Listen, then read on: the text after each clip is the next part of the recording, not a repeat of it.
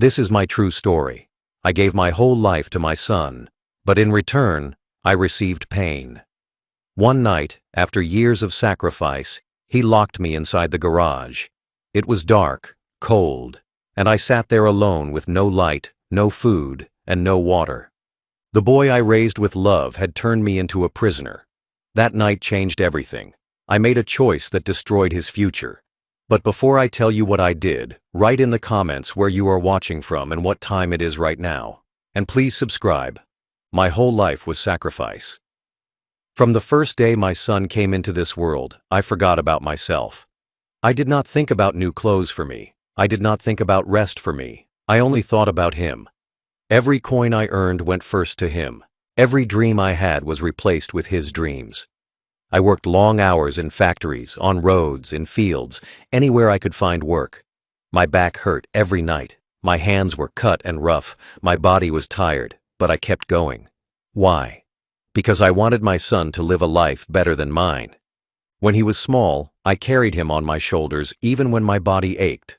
I held him close when he cried, and I gave him food even when it meant I went hungry. Sometimes I ate nothing so he could eat well. Sometimes I walked to work with empty stomach just to leave food on his plate.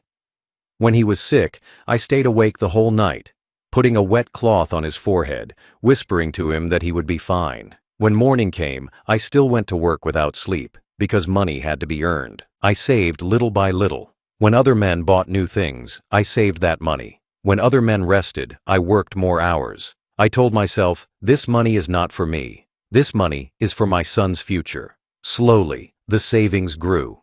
With those savings, I paid for his education. I bought his first school uniform. I gave him his first books. When he wanted to study more, I paid for that too. I worked double shifts to make sure his school fees were never late. I told myself that one day he would thank me. One day, he would look back and say, "My father gave me everything." When he was older, he wanted more. He wanted a car. I bought it for him, even when I had to take loans. He wanted his own house. I helped him pay for it. I even put some properties and assets in his name early, because I believed he would handle them with care. I thought he was responsible. I thought he respected me. I believed he would never forget who gave him this life. Every time he fell into debt, I was there. Every time he failed, I lifted him up. When he had no money, I gave him mine. When he wanted to marry, I paid for the wedding. When he wanted comfort, I gave it. And I never asked for anything back. All I wanted was love, respect, and a little care when I grew old. That was all. I believed my son was my pride. I believed he would be the one to carry my legacy, to hold my name with honor, to stand tall and say, "This was my father. He built everything for me." That thought gave me strength when I was tired. That thought gave me hope when I was weak. But I was wrong. All my life, I thought sacrifice would bring me respect. But my sacrifice became weakness in his eyes. He did not see the long hours. He did not see the nights of hunger. He did not see the tears I hid when I had nothing for myself. He only saw an old man, tired and slow. He only saw someone to mock, someone to control. The father who once gave him everything became, in his eyes, nothing. And that is why what happened later broke me so deeply. Because I did not just lose respect. I lost the bond of father and son. Cruelty never starts big. It starts small. At first, it was just little words from my son. He would sigh when I spoke. He would roll his eyes when I gave advice. He would say I was old and did not understand new things. I told myself, he is young. He will change. I thought it was just his temper. But it was not. It was the beginning of something worse. Soon, he stopped listening to me completely. When I tried to share lessons from my life, he cut me off. When I reminded him to save money or to respect people, he laughed. He said my words were useless. He said the world was different now, and I was stuck in the past. I stayed quiet, but inside, I felt pain. Because I knew that every comfort he had, every house, every car, every bit of education came from me. He started treating me like I was not his father, but a burden. He did not want me around when his friends came. If I entered the room, he grew angry. If I asked a question, he answered sharply. His wife sometimes looked down, embarrassed, but she never stopped him. The respect a father should have was gone. The small insults turned into control. He told me when to eat. He told me where to sit. He treated me like a child, not like the man who raised him. If I made a mistake, he shouted. If I was slow, he mocked me. He forgot the nights when I carried him on my shoulders. He forgot the days when I worked without sleep. He forgot the sacrifices that built his life. He started making jokes about me in front of others. At first, they were quiet jokes, small things about my age, my walk, or my hearing. People laughed. He smiled proudly. But for me, each laugh was like a knife in my chest. I sat in silence, lowering my eyes, because I did not want to cause a fight. I told myself, stay quiet. He is your son. Maybe he will learn. But silence only made him worse. Slowly, he began to show his power in actions. He closed doors on me. He told me not to enter certain rooms in the house. He kept keys with him. He wanted me to feel small. He wanted me to feel weak. And he succeeded. I felt like a stranger in the very house I helped him build. The love that once connected us was gone. In its place was arrogance. In its place was cruelty. I still cooked for him sometimes. I still cared. I still thought of him as my boy. But he thought of me as nothing. His eyes no longer showed love. They showed annoyance. They showed impatience. They showed no respect. Looking back now, I see these were the first signs of cruelty. These were the warnings I ignored. I thought a son could never fully turn against his father. I thought blood was stronger than pride. But I was wrong. These signs were leading me to the night when he would show me how cruel he had truly become. The cruel night came when his anger rose higher than ever before. We had argued earlier that evening. It was not a big argument, only words about respect. I reminded him that I was his father, that I deserved kindness. He did not like it. His face turned red. His voice grew sharp. He shouted that I should stay quiet, that this was his house now. I stayed silent after that, but I could feel his rage boiling. I could see the hatred in his eyes. I thought it would pass, but I was wrong. Later that night, I walked slowly toward my room. My body was tired, and I just wanted to rest. But before I reached the door, he pushed me. His hands were hard, his shove was strong, and my body stumbled. He forced me toward the garage. At first, I did not understand. I asked why, but he did not answer with words. He grabbed the garage door, pulled it open, and pushed me inside. Before I could step out, he slammed the door shut and turned the lock. I was trapped. The garage was cold. The floor was hard concrete. The air smelled of oil and dust. Worst of all, it was completely dark. There was no light. I could not see my hands in front of me. The darkness pressed down on me like a heavy blanket. I sat on the floor, my knees bent, my back against the wall, my heart pounding. I could hear my son's footsteps walking away. Then I heard his voice through the door. He said coldly, "Stay there. That's where you belong." Those words cut me deeper than the darkness. I tried to call out, but no one came. My voice echoed in the empty garage. I was alone, locked away like I was not family, but a prisoner. My stomach was empty. I had not eaten. My throat was dry. I had no water. My body shivered as the hours passed, the cold air crawling into my bones. I thought of my bed, only a few steps away but unreachable. I thought of the light, the food, the warmth, all so close yet taken from me. I sat in silence for hours. Time felt endless. My mind filled with memories. I remembered working night shifts so my son could eat hot meals. I remembered walking home tired, but still bringing him small gifts to see his smile. I remembered the nights I stayed awake when he had fevers, whispering to him that he would be okay. And now, that same boy had locked me in the dark. That same boy had told me I belonged there. At one point I heard laughter inside the house. His laughter, the faint sound of joy while I sat on the cold floor. That sound broke me more than the lock, because it told me he did not care. He enjoyed my pain. He wanted me to suffer. I pressed my hand to the wall and whispered to myself, how did it come to this? How did the boy I raised turn into the man who locked me away? My tears fell, but no one saw them. The darkness hid everything, even my pain. That night I learned the full truth. My son no longer saw me as his father. He saw me as nothing. And in that moment, something inside me changed. I realized silence was no longer enough. I realized I could not allow this cruelty to go unpunished. That garage, that darkness, that humiliation, it gave me the strength to decide what I would do next. The hours in that garage were the longest of my life. I sat on the cold floor, my back against the wall, with nothing but silence around me. The air was heavy, the smell of dust and oil filling my nose. My stomach growled with hunger, and my throat burned with thirst. But worse than the hunger and thirst was the pain in my heart. I was not only trapped in the dark, I was trapped in the truth that my own son no longer saw me as his father. I listened to every sound. From far inside the house, I could hear faint voices, laughter, and music. My son was enjoying his night while I sat in silence like a prisoner. That laughter felt like knives. Each laugh told me I did not matter.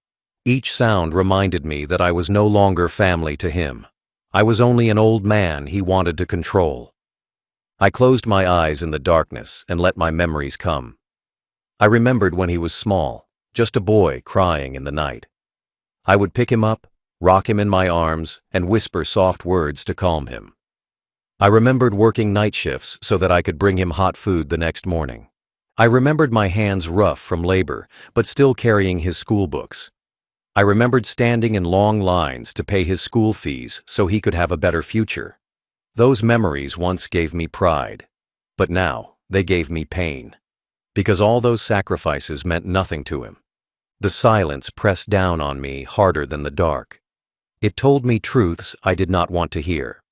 It told me that I had given too much, and he had given nothing back. It told me that love, when not respected, can turn into chains. I realized I had raised not a son, but someone who saw me as weak. I realized the man I called my pride now treated me as trash. My body hurt on the floor. My legs were stiff. My back ached. My throat was dry. But it was my heart that hurt the most. I whispered to myself, "Is this what my life has become? Is this what I worked for?" The tears came again, rolling down my face. No one saw them, but I felt their warmth in the middle of the cold. As the hours passed, I thought about all the times I had stayed hungry so he could eat. I thought about the times I had walked home in rain, shoes torn, clothes soaked, just to save a little money for him. I thought about the times I had sold my own belongings to pay his debts. All those sacrifices came back to me in that silence, and the weight of them broke me, because the boy I had once saved from hunger had now left me to starve in the dark. The night did not end quickly. Every minute felt like an hour. Every hour felt like a day. I sat there quietly, listening to my own breath, my own heartbeat, my own thoughts. Pain filled me, but also something else began to grow. Resolve. I told myself, if he can lock me in darkness, then I must lock him out of the future he thinks is his. That thought stayed with me, giving me strength even as my body grew weaker. Silent pain became my teacher. It showed me the truth of my son's heart.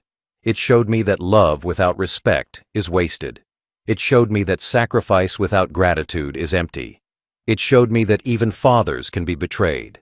And in that silent pain, I began to prepare myself for what I would do next.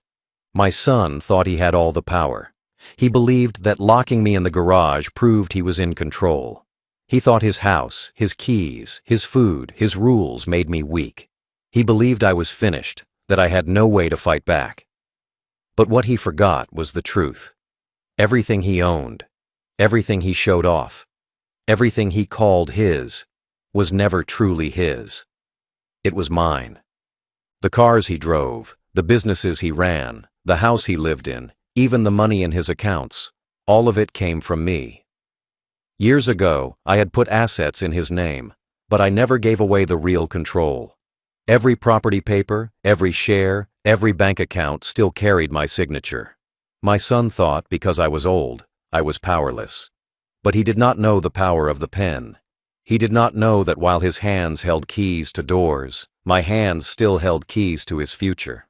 I remembered how proud he looked when he told his friends about his wealth. He bragged about the cars, the land, the houses. He told them it was all his achievement. He forgot that it was my money, my sweat, my years of labor that built it all. He forgot the nights I worked with no food, the mornings I came home with cuts on my hands, the decades I saved every coin. Without me, he would have had nothing. Without me, he would never have touched wealth. The power my son forgot gave me calmness, even as I sat in the garage that night. While he laughed inside, I reminded myself, this house is not really his. These accounts are not really his. He walks proudly, but the ground under his feet was laid by me. If I decide to pull it away, he will fall. He will lose everything. And he has no idea it can happen in just a moment.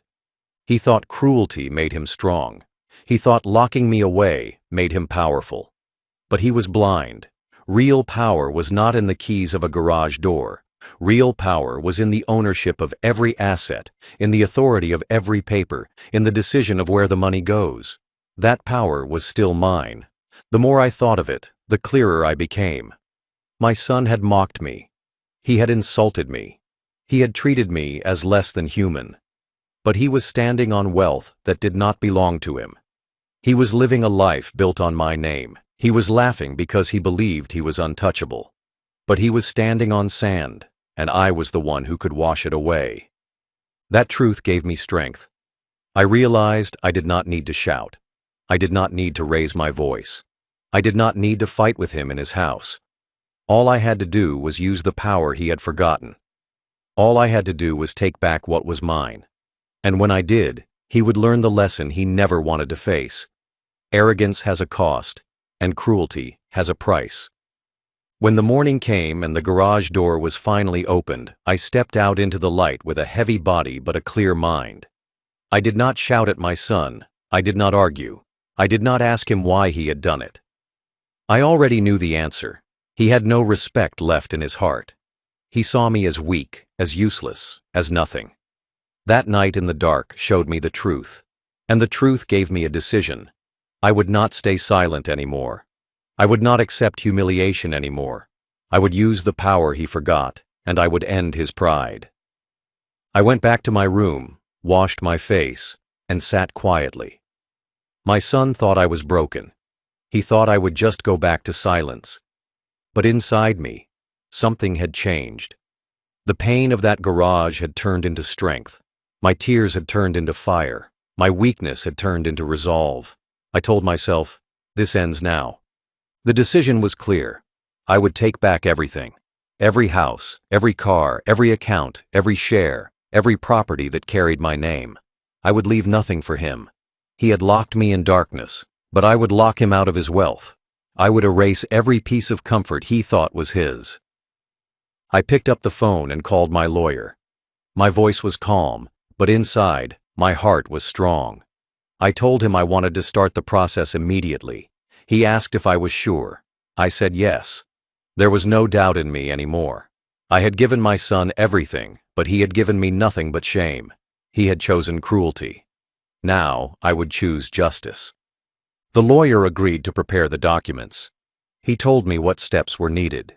He explained that it would take time, but everything could be done legally. I listened carefully, nodding slowly, and then I said the words that carried all my pain. Do it all. Leave him with nothing. When I ended the call, I felt lighter. For the first time in years, I felt like I was taking control again.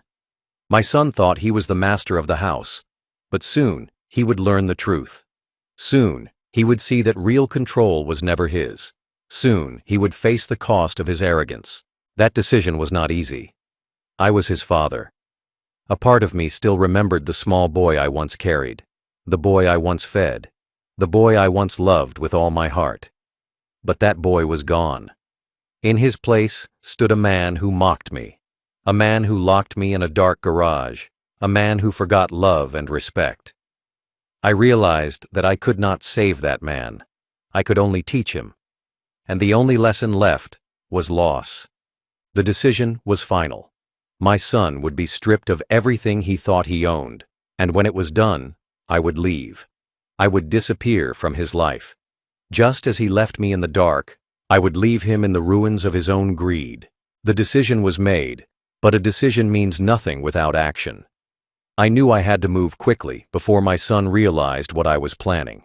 He believed he had full control of the house and the life around him, but he had no idea that the real control was still mine. That gave me the power to act in silence. That gave me the power to destroy his false pride. The first step was the lawyer. I met him the next morning. My body was tired, but my steps were steady. I told him everything I wanted. I wanted every business share moved. I wanted every property sold. I wanted every bank account drained. I wanted my name removed from nothing until it was placed in my own private trust. I wanted my son left with zero. The lawyer looked at me and asked if I was ready for the storm that would follow. I nodded. The storm had already hit me in the garage. Now it was my turn to bring the storm to my son. The lawyer began the paperwork. Each paper was long, full of words and numbers. But each one was like a weapon. Each one was a step closer to justice. I signed slowly, my hand shaking not from fear, but from age. Still, every stroke of my pen carried strength. It was my hand, my name, my signature that built everything. And now it was my hand, my name, my signature that would erase it all from him. The second step was the banks. I called them one by one. I gave instructions to close accounts, transfer balances, and freeze access. My son had cards, but soon those cards would be useless plastic. My son had accounts, but soon those accounts would show nothing but zeros. He had bragged so many times about his money, but soon his bragging would be gone. The third step was the businesses. Some shares were in his name, but the controlling rights were mine. I sold them quietly. I called buyers I trusted. They moved fast because money moves quickly when the owner wants it gone. Within days, my son no longer had businesses to claim. They were sold, signed away, and out of his hands. The last step was the properties, the house, the land, the vehicles. All of them were tied to me. I moved quickly with the help of my lawyer. Buyers came, contracts were signed, keys were exchanged. Piece by piece, everything my son thought was solid under his feet was removed. I did not shout. I did not warn him. I did not let him see my anger. I acted in silence, with the calm strength of a man who has nothing left to lose. Each move was legal. Each step was final. And with every sale, every transfer, every account closed, I felt the weight of the garage lifting from my shoulders. It took weeks, but in those weeks, I built my revenge. My son still walked proudly in the house, still mocked me, still believed he was the master. He had no idea that the ground under his feet was already gone. By the time he realized, it would be too late. That was the execution of my plan. Quiet, legal, powerful. My son had locked me in the dark garage, thinking I was helpless. But I had locked him out of his future, and he did not even know it yet. The day of truth finally came. My son walked into the house like he always did, proud and loud. But this time, something was different. He tried to use his bank card, and it was declined. He thought it was a mistake. He tried again, and it failed. Panic began to creep into his face. He called the bank, only to hear the words he never expected. His accounts were empty. His access was gone. He shouted, slammed his phone, and cursed the bank. He did not yet know the full truth. When he rushed to his office to check the businesses, he found his name missing. The shares were gone. The ownership was gone. The staff no longer answered to him. He was no longer the man in charge. He was nothing but a visitor in a place he once called his own. His anger grew as he rushed to check the properties. He grabbed car keys, but the cars were gone. Repossessed, sold, no longer his. He opened drawers for papers, but the titles had been changed. He called contacts for help, but no one could help him. Everything had been done legally. Everything had been done quietly. And everything had been done by me. I watched from my chair as he stormed through the house, his voice loud, his steps heavy. He asked where his money was. He asked what had happened. He shouted that someone had stolen from him. But there was no thief. There was only me. The man he thought was powerless. The man he locked in darkness had stripped him of his fortune in daylight. His wife stood silent, her face pale. She had laughed before when he mocked me, but now there was no laughter. There was only fear. She realized the man she had married had no wealth left. The man she once admired was now broken. Neighbors began to whisper. Relatives started to talk. They heard of the cars gone, the businesses sold, the accounts closed. They asked how it had happened. They asked how a man who once lived in pride could lose everything in days. And slowly, the truth spread. He had lost everything because of the way he treated his own father. The fallout was complete. My son, who once locked me in the garage, was now trapped in his own cage. A cage of shame, a cage of poverty, a cage of regret. He had mocked me, but now he was the one mocked by everyone else. He had laughed at me, but now no one laughed with him. He was alone, empty, and broken. And I sat quietly, watching not with joy but with peace. Because justice had been served. After the fallout, I knew my time in that house was over. I had seen enough. I had done enough. My son had taken my love and turned it into humiliation. I had taken his wealth and turned it into dust. There was nothing left between us but silence. Staying there would mean more fights, more shouting, more pain. I did not want that. I wanted peace. I wanted freedom. I wanted to live my last years with dignity, not locked in garages or mocked in my own home. So I made my final choice.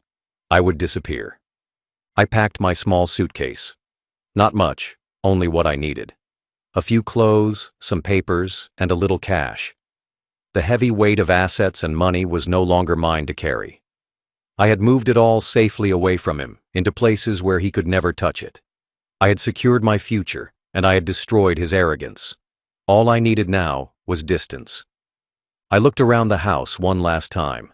The walls I had helped build, the furniture I had once bought, the rooms where my son had grown up. Every corner held memories of sacrifice. But those memories now carried pain. They were no longer my pride. They were scars. I closed the door behind me quietly. No shouting, no goodbye, no tears. Just silence. I walked down the road, each step feeling lighter. For the first time in years, I was not tied to my son's cruelty. For the first time in years, I was free. The world outside was wide, and I wanted to see it again. I wanted to eat meals in peace, sleep without fear, breathe without insults. I wanted to live like a man, not like a servant in my own son's house. I boarded a bus, then a train, then a plane. I left no address, no phone number, no message. My son would never know where I had gone. He would wake up the next morning and find the house empty. He would search for me, but I would not be there. He would ask neighbors, but they would not know. He would call relatives, but they would have no answers. He would realize I had done to him what he once did to me, left him in darkness. As the train moved, I looked out the window at the passing fields, the towns, the mountains. The sky was wide, and the sun was bright. It felt like the first time I had seen light in many years. I smiled, not because I had taken revenge, but because I had taken back my dignity. I had given myself peace. The disappearance was not about running away. It was about starting again. I wanted my last days to be free from cruelty. I wanted my last breath to carry peace, not pain. By leaving, I gave myself that gift. And by leaving, I gave my son the silence he had earned. He locked me in a garage without light. Now I had left him in a house without a father. Justice came to me not in anger, but in silence. My son thought he had broken me when he locked me in the garage. He thought darkness, hunger, and cold would make me weak forever. But what he did not know was that his cruelty gave me strength. He forgot that every asset, every property, every coin he showed off was still tied to me. He forgot that the man he mocked as old and weak was the same man who had built the foundation under his feet. He locked me in the dark, but I used that darkness to see the truth. Justice was not about shouting. I never raised my voice. I never fought with my hands. My justice was quiet, written on papers, stamped with signatures, and carried out with the law. One by one, I sold everything he thought he owned. One by one, I drained every account he thought was safe. I left nothing in his hands. I erased the pride he had built on my sacrifices. He woke up to emptiness, to shame, to ruin. That was justice. I did not stay to see his tears. I did not wait to hear his begging. I did not care for his anger. I had already carried enough pain in my heart. I chose to walk away. I chose to live in peace, to eat meals without fear, to sleep without insults, to breathe without cruelty. My disappearance was not defeat. It was victory. I had turned my silence into power, my humiliation into revenge, my pain into dignity. My son, the one I raised, the one I gave everything to, was left with nothing but regret. His friends no longer admired him. His wife no longer respected him. His neighbors no longer envied him. He became the man who lost everything, not because of bad luck, but because of his own cruelty. He had mocked me as weak, but now he was weak. He had locked me in darkness, but now he lived in the shadow of his shame. And me? I found freedom. I ate warm food again. I slept on a clean bed again. I felt the sun on my face and the wind in my hair. I was no longer the old man sitting quietly in his son's house. I was the man who chose justice. I was the father who showed that cruelty has a price and arrogance has an end. Final thought. He locked me in darkness, but I left him with nothing. He thought I was weak, but I was the one who took everything. He laughed at me, but I disappeared with dignity, while he was left with only shame.